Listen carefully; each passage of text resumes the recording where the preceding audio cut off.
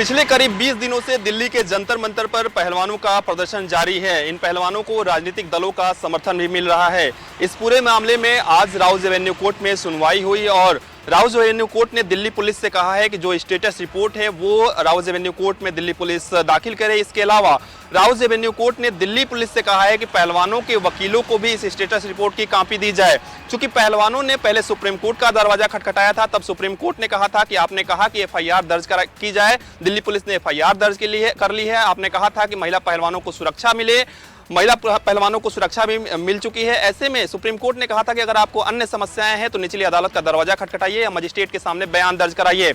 आज चूंकि दिल्ली पुलिस ने सीआरपीसी के 164 के तहत बयान जो है वो महिला पहलवानों का दर्ज कराया है। अब देखना होगा इस पूरे मामले में अगली सुनवाई जब राउज एवेन्यू कोर्ट में होती है तो पहलवानों की ओर से क्या कुछ दलीलें दी जाती है, वहीं दिल्ली पुलिस की ओर से क्या कुछ दलीलें दी जाती है। हालांकि पहलवान अभी भी अपनी मांगों पर डटे हुए हैं और बृजभूषण शरण सिंह के इस्तीफे के साथ साथ उन पर कार्रवाई की मांग कर रहे हैं। द केरला स्टोरी फिल्म को लेकर आरोप प्रत्यारोप का दौर लगातार जारी है। सत्ता पक्ष और विपक्ष के बीच में लगातार जुबानी जंग भी हो रही है। हालांकि भाजपा साथ ही ज्यादातर सरकारें कहीं न कहीं या तो इसको टैक्स फ्री कर चुकी हैं या फिर टैक्स फ्री करने पर विचार कर रही हैं। इसी बीच मुख्यमंत्री योगी आदित्यनाथ ने इसको टैक्स फ्री भी किया और कल अपनी पूरी कैबिनेट के साथ मुख्यमंत्री योगी आदित्यनाथ द केरला स्टोरी को लोक भवन में देखेंगे। सुबह 11:30 बजे से लेकर दोपहर 1:45 बजे तक इस मूवी का प्रदर्शन राजधानी लखनऊ स्थित लोक भवन में होगा, जहां मुख्यमंत्री योगी आदित्यनाथ के साथ ही उत्तर प्रदेश कैबिनेट के सभी सदस्य, उसके अलावा बीजेपी महिला मोर्चा की 150 से ज्यादा जो सदस्य हैं वो भी इस फिल्म को मुख्यमंत्री योगी आदित्यनाथ के साथ देखेंगी। जहां पहले ही उत्तर प्रदेश सरकार इसको टैक्स फ्री कर चुकी है और कहीं न कहीं इस फिल्म के जरिए उत्तर प्रदेश सरकार कह भी रही है कि एक संदेश भी है और लोगों को उसको समझना चाहिए। विरोध करने के बजाय सीधे तौर पर दर्शकों पर यह बात छोड़ देनी चाहिए कि वो इसका विरोध करेंगे या फिर समर्थन। अब देखना यह है कि कल इस पूरे फिल्म के प्रदर्शन के बाद महिला मोर्चा की तरफ से भी किस तरीके के बयान आते हैं। यूपी बोर्ड के पास सीबीएसई का रिजल्ट घोषित किया गया है। आपको बता दें, आगरा में भी पहले की भांति छात्रों ने अच्छे अंक प्राप्त करके अपने परिवार के साथ अपने शहर का नाम रोशन किया है। हालांकि जीएल पब्लिक स्कूल के छात्र ने 95% अंक पाकर अपने परिवार के साथ अपने स्कूल और शहर का नाम रोशन किया है। वहीं स्कूल के प्रबंधन से बातचीत की तो उन्होंने बताया कि बच्चे की डिसिप्लिन और उसकी पढ़ाई जिस प्रकार होती थी उसको लेकर लगता था कि ये बच्चा निश्चित तौर से स्कूल का और परिवार का नाम रोशन किया है। इसी प्रकार उस बच्चे ने आज अच्छे अंक प्राप्त करके स्कूल का नाम रोशन कर दिया है। उन्होंने बताया कि जो बच्चे जूनियर हैं वो इसी प्रकार अपने पढ़ाई कर अपने भविष्य को साकार कर सकते हैं और अपने स्कूल के साथ साथ अपने शहर का नाम रोशन कर सकते हैं। इसी के साथ न्यूज़ वन इंडिया ने उस टॉपर बच्चे से बातचीत की तो उन्होंने बताया कि जिस प्रकार डिसिप्लिन से पढ़ाई करती थी, मुझे उम्मीद थी कि अच्छे अंक प्राप्त होंगे और निश्चित तौर से अपना स्कूल के साथ अपने परिवार अपने शहर का नाम रोशन होगा। हालांकि इस बच्चे का सपना डॉक्टर बनने का है। अब देखने वाली बात यह है कि उस बच्चे का सपना कब तक साकार होगा। यूपी बोर्ड के पास सीबीएसई का चुनाव के मतदान संपन्न हो चुके हैं। कल मतगणना होगी, किसके सिर पर ताज रहेगा ये तो आने वाला वक्त बताएगा। पर भारतीय जनता पार्टी जो कि हमेशा चुनावी मूड में रहती है, अब माना जा रहा है कि 2024 की तैयारियों में लग जाएगी। बताया जा रहा है कि जिस तरीके से निकाय चुनाव में लगातार भारतीय जनता पार्टी के लिए संघ, संगठन और सरकार तीनों लगातार काम कर रहे थे, जहाँ प्रचार की कमान खुद मुख्यमंत्री योगी आदित्यनाथ संभालती, वही संगठन की बागडोर प्रदेश अध्यक्ष भूपेन्द्र चौधरी और प्रदेश संगठन 2024 के लिए उन दावेदारों की लिस्ट पे मंथन होगा कि जिस तरीके से रिपोर्ट कार्ड मांगे गए थे, जो मौजूदा सांसद उनके रिपोर्ट कार्ड मांगे गए थे, उसके बाद माना जा रहा है कि वहां के प्रत्याशियों के चयन के लिए शुरुआत कर दी जाएगी। जिस तरीके से हमने देखा था निकाय चुनाव 2022 के चुनाव में तमाम बाहरियों ने उत्तर प्रदेश में भारतीय जनता पार्टी का दामन समा था और जिस तरीके से टिकट के बंटवारे के बाद बगावती सूर देखने को मिले थे, उनसे निपटने के लिए, उन सब डैमेज कंट्रोल करने के लिए अब पहले से ही रणनीति बनाई जाएगी। उन सभी दावेदारों के साथ जो मौजूदा सांसद हैं उनके रिपोर्ट कार्ड देखे जाएंगे और शीर्ष नेतृत्व के द्वारा उन पे एक्शन भी लिया जा सकता है। बताया जा रहा है कि 2024 के लिए इस बार तमाम बदलाव भी देखे जा सकते हैं। तमाम सिटिंग सांसद हैं उनके टिकट भी कटते हुए नजर आ सकते हैं। उत्तर प्रदेश में अभी हाल ही में संपन्न हुए निकाय चुनाव को लेकर के अब जो है मतगणना स्थल पर लोगों की निगाहें हैं। साफ तौर पे प्रत्याशियों की जहां किस्मत पेटियों में बंद है, वहीं उनकी निगाहें पूरी तरीके से मतगणना स्थल पर लगी हुई हैं। यानी कि साफ है कि अब कल के मतगणना स्थल पे अब उम्मीदें कितनी जाहिर होती हैं। यानी कि साफ है कि मतगणना स्थल के आसपास की सुरक्षा व्यवस्था को लेकर के लखनऊ डीएम सूर्यपाल गंगवार ने भी कड़े इंतजाम किए हैं। साथ ही साथ वहां पे यातायात व्यवस्था को सुचारू रूप से चलाने के लिए नई पार्क को भी बनाया गया है। इसके साथ ही साथ में वहां के सीसीटीवी कैमरे लगाए गए हैं। इसके साथ साथ में अगर बात की जाए तो वहां पे स्कैनिंग भी लगाया गया है, जिससे जो भी व्यक्ति वहां से गुजरेगा उसकी पूरी तरीके से स्कैनिंग की जाएगी। यानी कि साफ है कि जो भी व्यक्ति वहां के गुजरता है तो उसको पास ले जाना अनिवार्य होगा। इसके साथ ही अगर बात करें तो एक एलसीडी बाहर लगाई जाएगी, जिससे प्रत्याशी देख सकते हैं कि कौन कितना पा रहा है। यानी कि साफ है कि इतने अंकों के साथ कितना पाएगा उसको लेकर के एक एलईडी वॉल लगाई जाएगी और इसके साथ कई जगह पे सीसीटीवी कैमरे लगाए जाएंगे। साथ ही साथ में रोडों पर बैरिकेडिंग लगाई जाएंगी। कई बड़े इंतजाम जो है डीएम सूर्यपाल गंगवार करते नजर आ रहे हैं। उत्तर प्रदेश में हुए नगर निकाय चुनाव अब संपन्न हो चुके हैं। ऐसे में 13 मई को अब मतगणना होनी है, जिसको लेकर कानपुर जिला प्रशासन ने तैयारियां दुरुस्त कर ली है। आपको बता दें कि कानपुर के नौबस्ता गल्ला मंडी में ईवीएम स्ट्रांग रूम बनाया गया है, जहां पर ईवीएम मशीनों की सुरक्षा के लिए 3 लेयर सुरक्षा तैनात की गई है। तो साथ ही सीसीटीवी कैमरों से भी पूरे परिसर की निगरानी की जा रही है। ईवीएम में किसी प्रकार की गड़बड़ी ना हो, इसको देखते हुए राजनीतिक दलों के लोग ईवीएम स्ट्रांग रूम के बाहर बैठकर उसकी निगरानी कर रहे हैं। वहीं आपको बता दें कि कल सुबह 7 बजे से मतगणना कानपुर में शुरू होगी। ऐसे में ये साफ हो जाएगा कि जनता ने किस प्रत्याशी और किस पार्टी के पक्ष में अपना निर्णय सुनाया है। वहीं आपको बता दें कि कानपुर शहर की मेयर प्रत्याशी और शहर के 110 वार्ड के अलग अलग नौबस्ता स्थित गल्ला मंडी में गिनती की जाएगी, जिसको लेकर अब तैयारियां पूरी हो चुकी है। लोगों को भी इस मतगणना का इंतजार है। एक लंबे इंतजार के बाद कल लोगों के भाग्यों का फैसला होगा। या ये कहा जाए कि वो सभासद जो लंबे प्रयास के बाद, लंबे योजनाओं के बाद अपनी रिजल्ट का नज़ारा देखेंगे। बनारस की बात करें तो पूरी तैयारियां हो चुकी है प्रशासन की ओर से। डीएम से लगाए तमाम अधिकारी काउंटिंग स्थल का न केवल जायजा लिया है, बल्कि जो चूक है उन्हें भी दुरुस्त करने का समय दिया गया है। यही नहीं, सारा जो काउंटिंग होगी वो कैमरे की नज़र में होगा। इसके अलावा यदि काउंटिंग स्थल की बात करें तो पहाड़िया मंडी में कुल 50 टेबल लगाए गए हैं और हर टेबल पे 2 वार्डों की गणना की जाएगी। 2 अलग अलग पंडाल होंगे, एक पंडाल में 25 टेबल और दूसरे में 25 टेबल, यानी 2 पंडालों में 50 टेबल पे 100 वार्डों की मतगणना की जाएगी। पहली मतगणना की जो रिजल्ट आएगी वो संभवतः 12 बजे के आसपास आएगी और उसके बाद सबसे अंतिम जो रिजल्ट आएगी वो लगभग 7 बजे के आसपास आएगी। ऐसा इसलिए क्योंकि वार्डों की जो संख्या है, वहाँ मतदाताओं की जो संख्या है वो निश्चित तौर पे कहीं कम और कहीं ज़्यादा है। जहाँ पे कम है वहाँ पे जल्दी रिजल्ट आएंगे, लेकिन जहाँ पे संख्या ज़्यादा है उनके रिजल्ट थोड़ी देर में आएंगे। अब इंतज़ार सिर्फ इस बात का कि कल सुबह के 6 बजे से जब काउंटिंग शुरू होगी तो देखने की बात ये होगी कि आखिर ये काउंटिंग किस ओर लेके जाता है।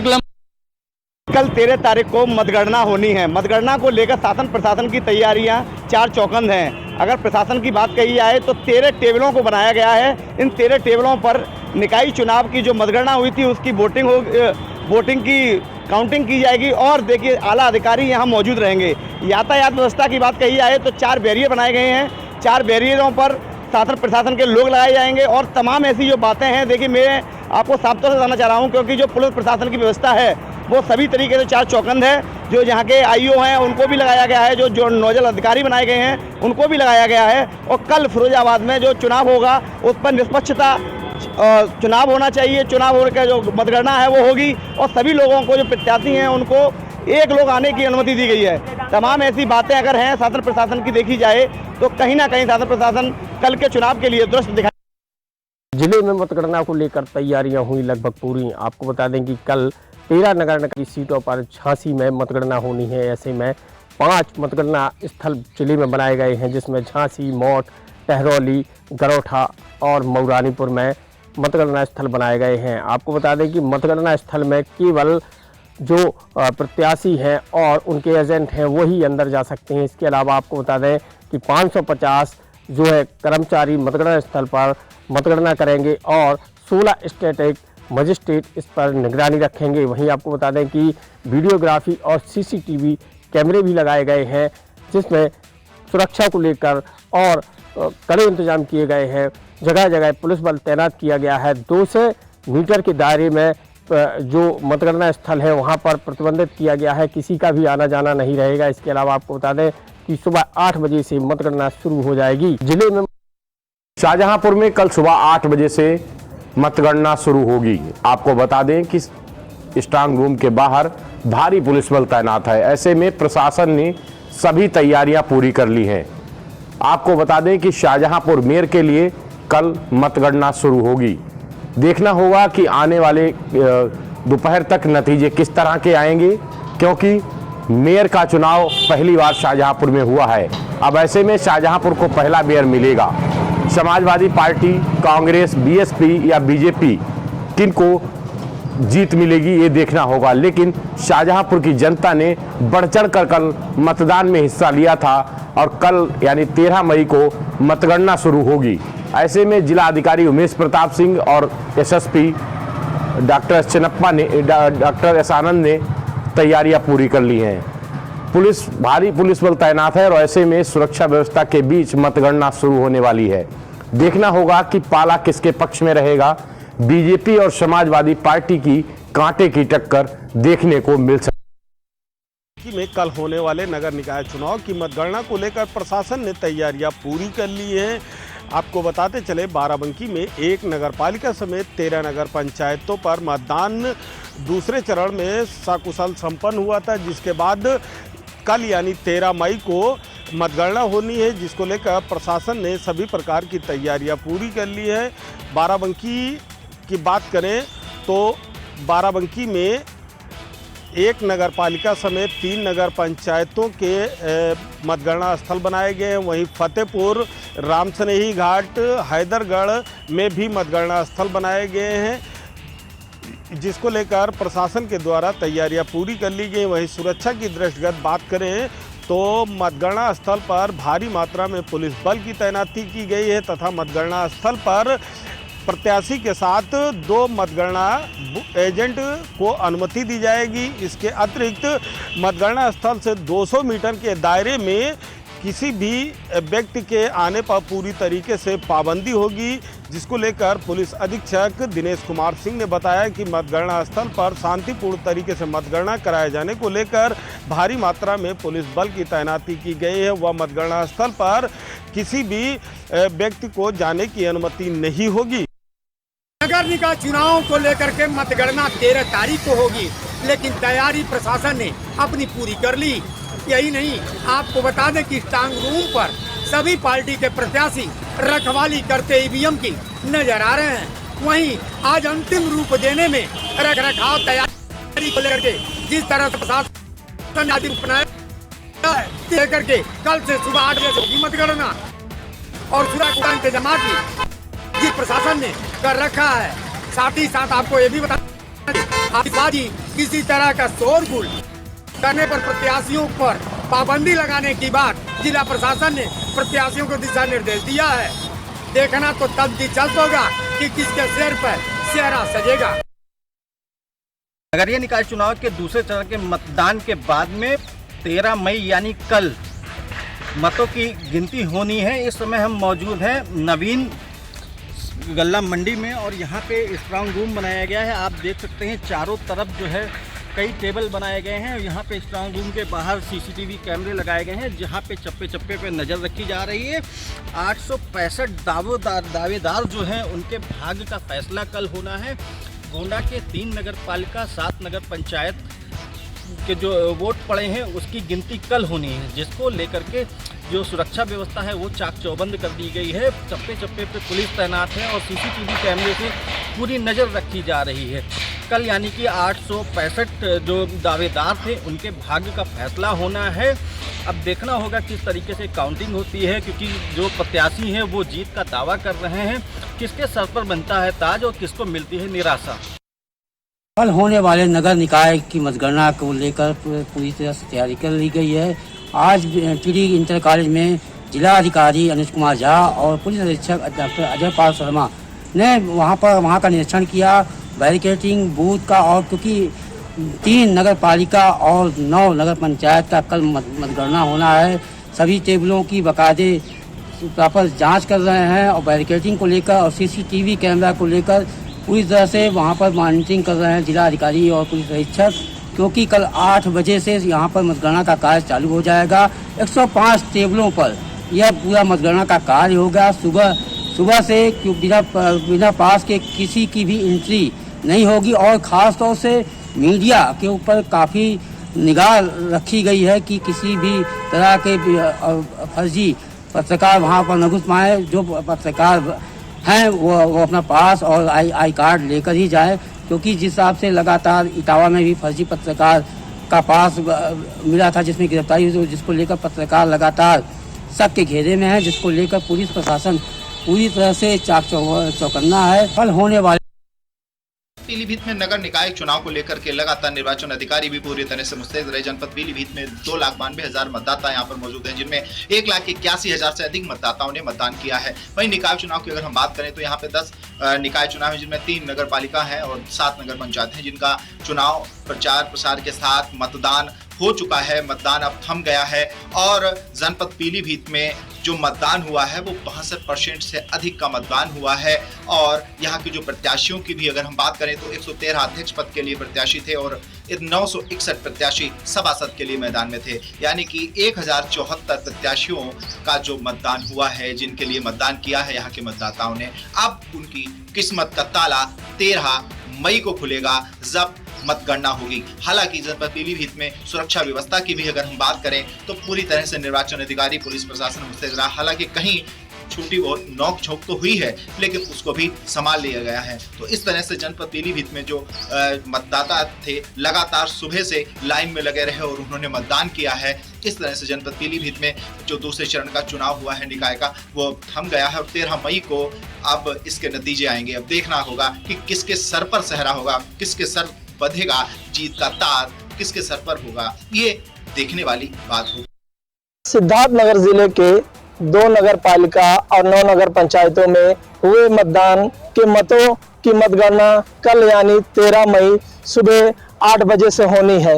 मतगणना को लेकर सिद्धार्थनगर जिले का जिला प्रशासन पूरी तरह से तैयारियों में जुट गया है। सिद्धार्थनगर के जिला मुख्यालय सहित अन्य 4 तहसीलों पर जो है वो मतगणना केंद्र बनाए गए हैं। 2 नगर पालिका और 9 नगर पंचायतों के जो मतगणना है वो इन्हीं 5 तहसीलों के 5 अलग अलग विद्यालय यानी इंटर कॉलेजों पर किए जाएंगे। सिद्धार्थनगर जिले में जो मतगणना होनी है, कुल 5 तहसीलों पर 134 टेबल लगाए गए हैं। वहीं जो सिद्धार्थनगर जिला मुख्यालय का नगर पालिका है, वहां पर मतगणना को लेकर जो है 44 टेबल बनाए गए हैं। सिद्धार्थनगर जिले में कल 59.87% जो है वो मतदान हुए थे। उन्हीं मतों की जो है वो मतगणना कल होनी।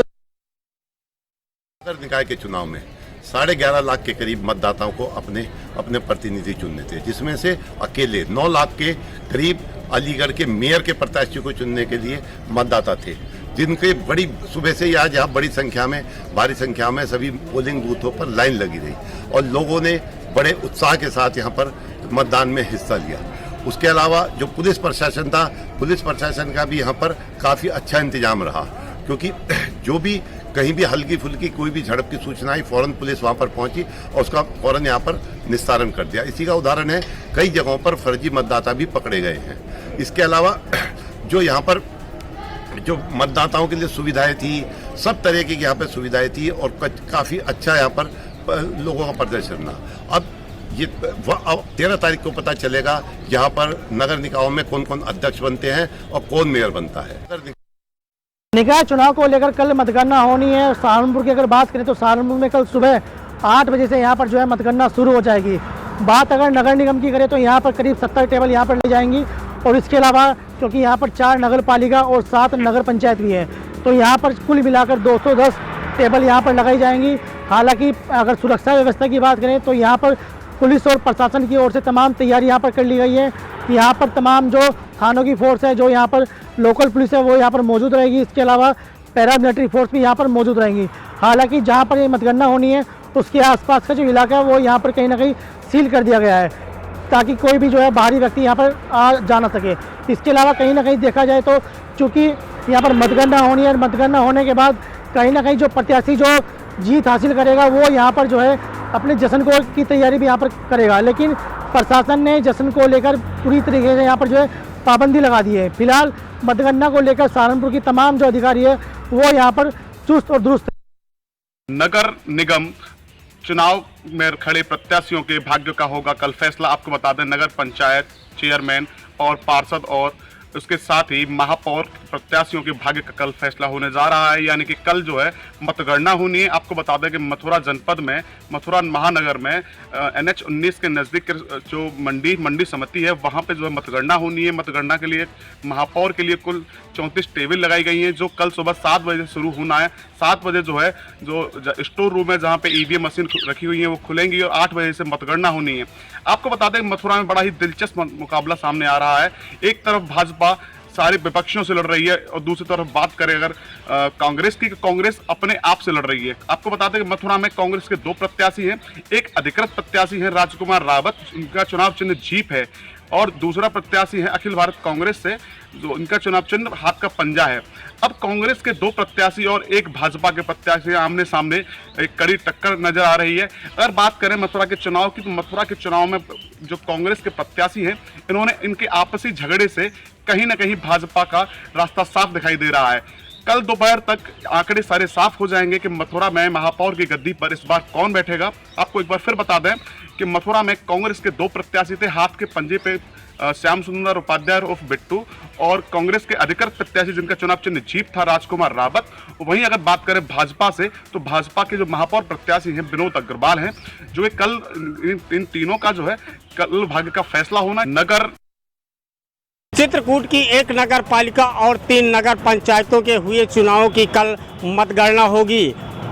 आपको बता दें चित्रकूट की करबी नगर पालिका से समाजवादी पार्टी और भारतीय जनता पार्टी और BSP और निर्दलीय प्रत्याशी के बीच कड़ी टक्कर दिखाई देती है। बात करें नगर पंचायत राजापुर की, तो राजापुर में निर्दलीय प्रत्याशी और BJP के बीच कड़ी टक्कर दिखाई दे रही है। बात करें नगर पंचायत मऊ की, तो मऊ में समाजवादी पार्टी और भारतीय जनता पार्टी के बीच कड़ा मुकाबला दिखाई दे रहा है। बात करें नगर पंचायत मानिकपुर की, तो मानिकपुर में भी समाजवादी पार्टी और भारतीय जनता पार्टी के बीच कड़ा मुकाबला दिखाई दे रहा है। सभी दल के प्रत्याशी अपने अपने एजेंटों का पास बनवा रहे हैं। कल सुबह 8 बजे से मतगणना स्टार्ट हो जाएगी। फिलहाल अब देखना यह होगा कि कौन किस पर भारी होता है और किसके हाथ विजय श्री लगती है।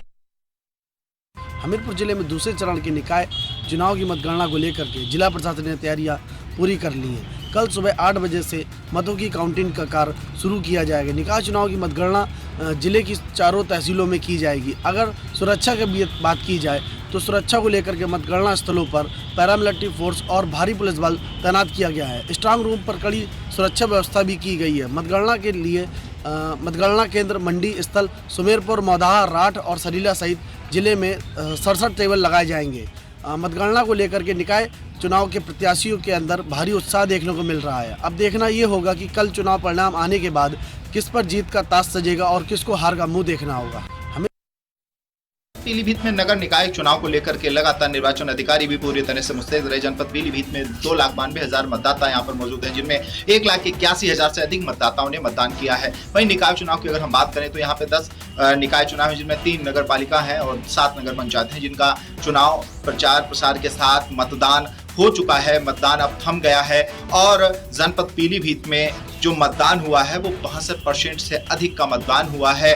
और यहाँ के जो प्रत्याशियों की भी अगर हम बात करें तो 113 अध्यक्ष पद के लिए प्रत्याशी थे और 961 प्रत्याशी सभासद के लिए मैदान में थे। यानी कि 1074 प्रत्याशियों का जो मतदान हुआ है, जिनके लिए मतदान किया है यहाँ के मतदाताओं ने। अब उनकी किस्मत का ताला 13 मई को खुलेगा जब मतगणना होगी। हालांकि जनपद पीलीभीत में सुरक्षा व्यवस्था की भी अगर हम बात करें तो पूरी तरह से निर्वाचन अधिकारी, पुलिस प्रशासन मुस्तैद रहा। हालांकि कहीं छोटी और नोक झोंक तो हुई है, लेकिन उसको भी संभाल लिया गया है। तो इस तरह से जनपद पीलीभीत में जो मतदाता थे लगातार सुबह से लाइन में लगे रहे और उन्होंने मतदान किया है। इस तरह से जनपद पीलीभीत में जो दूसरे चरण का चुनाव हुआ है निकाय का, वो थम गया है और 13 मई को अब इसके नतीजे आएंगे। अब देखना होगा कि किसके सर पर सहरा होगा, किसके सर बंधेगा जीत का ताज, किसके सर पर होगा, ये देखने वाली बात।